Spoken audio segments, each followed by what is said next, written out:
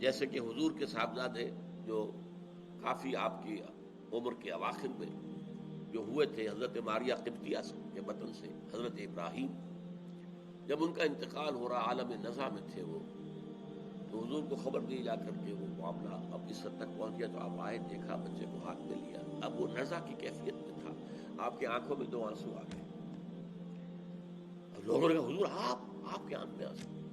فرمایا کہ یہ اللہ کی رحمت ہے جو اس نے ہمارے دلوں میں رکھ دی ہے، باقی ہم زبان سے یہی کہیں گے کہ اللہ جو تجھے منظور ہے، تیرا مال تھا تو نے لے لیا،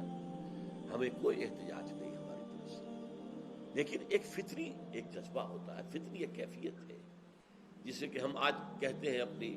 فزیولوجیکل ٹرمز میں کہ ایک ریفلیکس ایکشن ہوتا ہے۔ اگر آپ کا ہاتھ یہاں رکھا ہوا کسی چیز نے کاٹا، فوراً آپ کا ہاتھ وہاں سے ہٹے گا،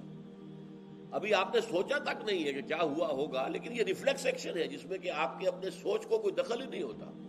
وہ فوری عمل ہوتا، فوری رد عمل۔